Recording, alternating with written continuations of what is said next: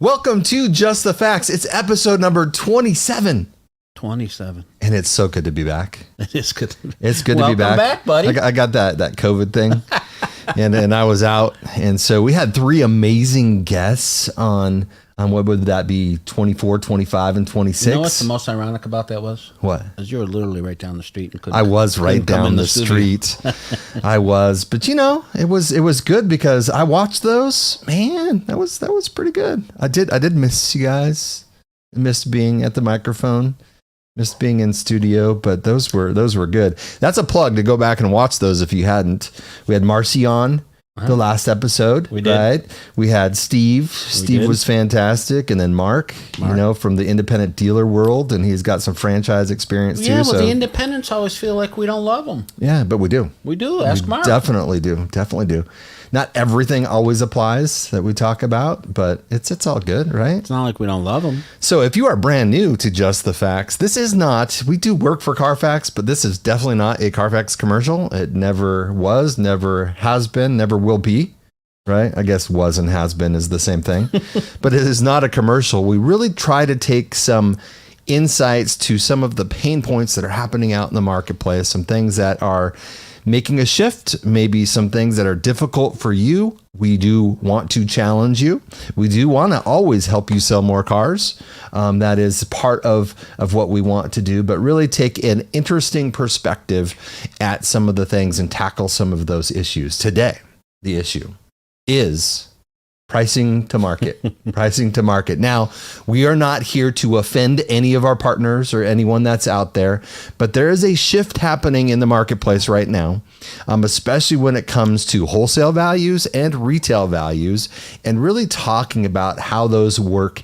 And I know you're anxious to talk about, I don't know if that's the right word, but I know you really want to talk about this topic because it's something that is near and dear to your heart. And you also kind of understand where the market is shifting and taking this place. So take it away, Bob. What are we talking about? And why are we talking about pricing to market? Is it a good thing? Is it a bad thing? Is it indifferent? I think you have an opinion. Well, here's the thing.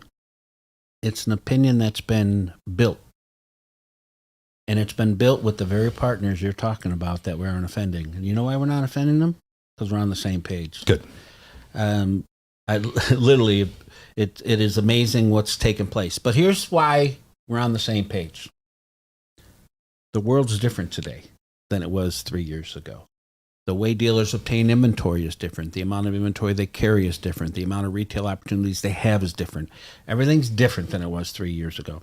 So what dealers need to do now, and this is coming from the dealers telling us, not us telling the dealers, is maximize the retail opportunities, right? Maximize the retail opportunities. You cannot maximize anything doing everything the same every time based on everything else. How does that give you the ability to maximize something? I don't know. You can't, who was it? I was told it was Jackie Cooper. I was told it was Albert Einstein. I was told it was at an AA meeting. But the definition of insanity. Yeah, that's where we're going here. To keep doing the same thing over and over again and expecting different results, right? That's the definition of insanity. So at what point did we make used cars into new cars? At what point in the industry did we say, you know what? They're not really different. All 2019 Toyota Sienna SE model. Come on. That was why did you go with the Toyota Sienna? Because I used to be a Toyota dealer, so I always go to the Toyotas. But here's the thing. The coolest part when you got in the business, and the reason you went to used cars in the first place, was because when you're a new car salesman or a new car dealer, every dealer in town will beat your deal. And every dealer in town can give the consumer the same exact vehicle. You literally had no competitive advantage unless you had the vehicle and they didn't. That was what you prayed for, right? I knew dealers that ordered the ugly colors just so they would be the only dealer with those colors. So when a consumer actually wanted that color, they were the only dealer in town lime green, with brown. lime green. But at the end of the day, That's why those cars exist. at the end of the day, though, we let used cars become new cars. Fatal mistake. They all look the same, act the same, list them the same, take the same photo. Listen, each used car stands on its own. No two used cars are the same. That's what we loved about it. VIN numbers are fingerprints. When you get a consumer to know your vehicle and want to buy your vehicle, shopping's done. There are no more vehicles to look at. And that was always the point. So, how do you maximize your opportunity? You take the time, you recognize the difference between your car and every other car in the marketplace. Or at least get the number of the cars in the marketplace that are same or similar down to a smaller number, right? As you know, we work with all the manufacturers with their certified programs, and I've been doing a lot of traveling with them lately, right? It's that time of year. And when we go to the marketplaces, I'll give you the two examples I was just in. I was just in the LA market for one of the manufacturers. I was just in the San Francisco market for one of the manufacturers. And what we'll do is we'll go into a zip code and we'll ask this question. How many used vehicles are for sale within 50 miles of your dealership, on average, on Trader, Cars, and Gurus, since those are the big three? And we'll get, 15,000, 20,000. Listen, just last week in LA, it was 57,000 vehicles were for sale within 50 miles of the dealership. In San Francisco. Not just 50,000 vehicles, but would that say make a model? No. 50,000 used vehicles. Okay. Just for sale in that market. Yep. And when we break it down to the same brand, all of a sudden it's still in the 5, 6, 7,000. And, that's the point is you're just you're putting your car out there thinking it's going to help you sell it. That's not good enough to help you sell it. You have to make your car stand out in a sea of cars. Be the consumer for a minute. Number one consumer complaint is they can't tell the difference. And why should they be able to tell the difference? Every car listed looks, sounds, and feels the same. They, on average, got 27 photos. 10 years ago, dealers learned that you needed good photos. So that dog is hunted already, right? So every dealer now has at least 27 high-quality photos. 10 years ago, 12 years ago, somewhere along there, every dealer priced to market. Price to market. What the hell is market? What's the market on one car?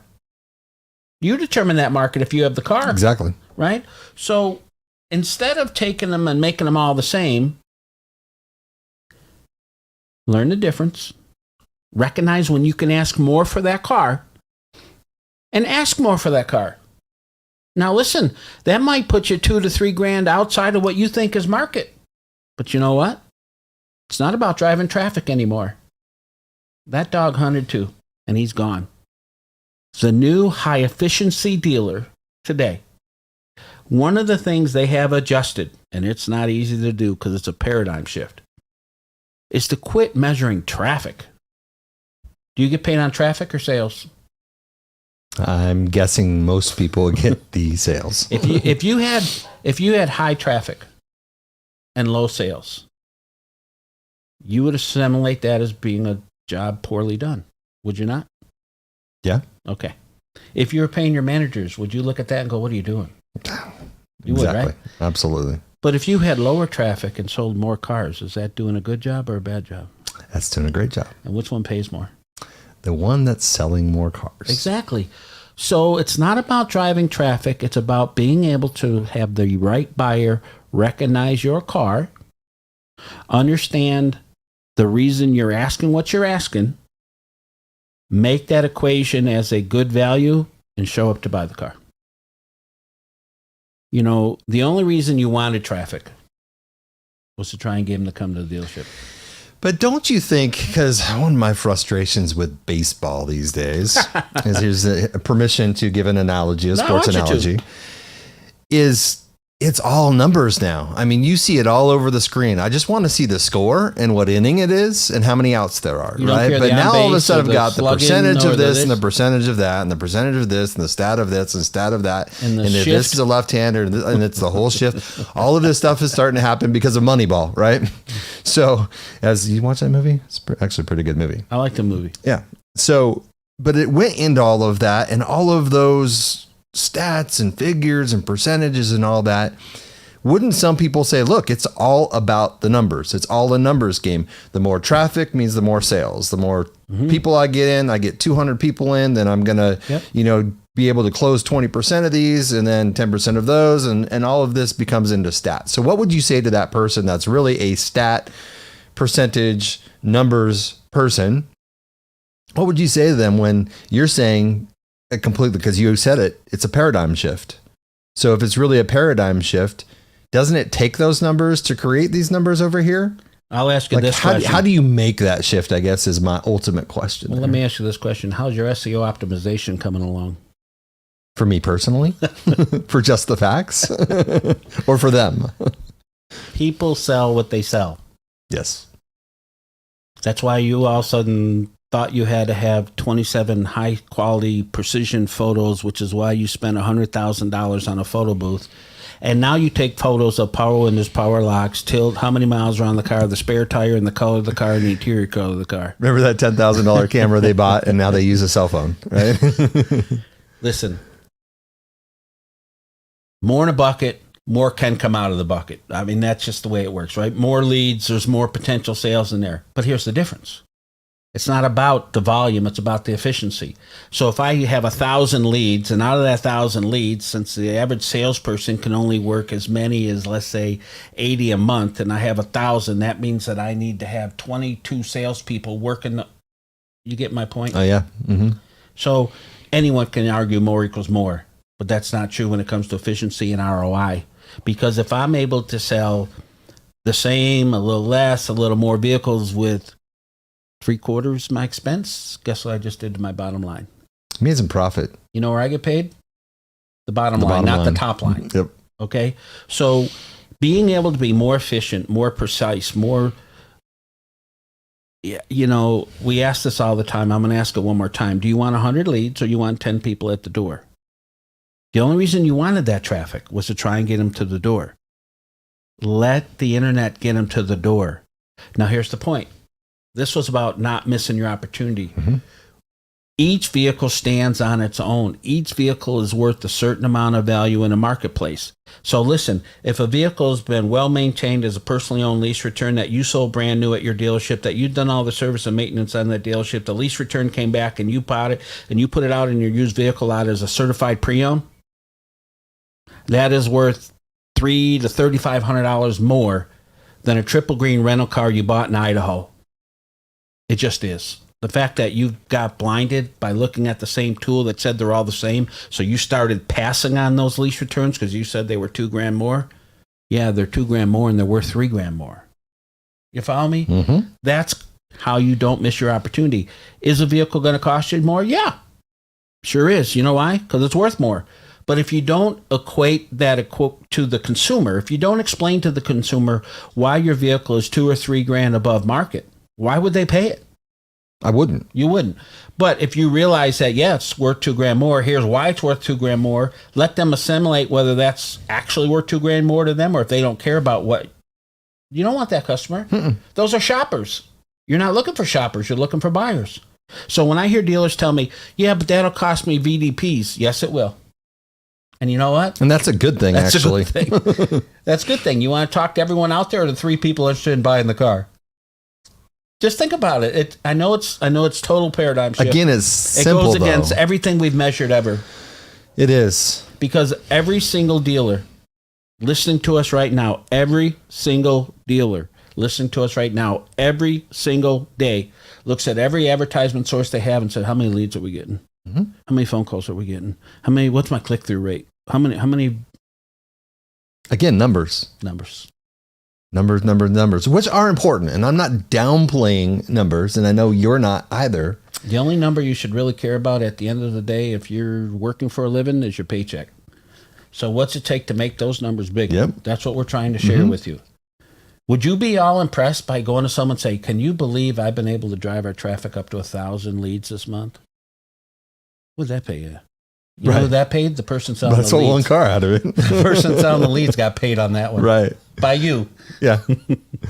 But it didn't translate into sales. And so that's really where the rubber meets the road there. Literally, when you look at market, and I'll give an example. You mentioned earlier about we're not trying to make the other vendors mad. They've made adjustments in the last year and a half, and instead of giving you a figure, they give you a range, a $3,000 to $3,500 range on average. That very vendor talked to us and said, where you guys come in and we partner together on this is that you have the ability to tell that dealer which one belongs on the top of that range and which one belongs at the bottom of those range. That's how we go as a partner. And that's what we're talking about. No one's saying one tool is better than the other or stop using them and start using us or what the hell are you doing. No, what we're telling you is use all your tools. We've never told you not to use other tools. Use whatever tools you have at your disposal. You should use them all, not just once in a while. When it comes to history, there's tools out there. When it comes to pricing, there's tools out there. When it comes to marketing, there's tools out there. When it comes to advertising, there's tools out there. Use your tools is what we're telling you. There's not a single person in the industry that's not better with better tools. Period. And we'll leave it at that. That's strong, right? I think it's very strong. Because I think there are some people that may listen to us or even watch us on our vodcast and say, yeah, they're just trying to tell us to use their tool. We told you we wouldn't be a commercial, and we're not going to be. There are tools that are valuable. When you use them all together, it makes it even more valuable and more of an impact. We feel they're better with us. We know we're better with them. It's how it works.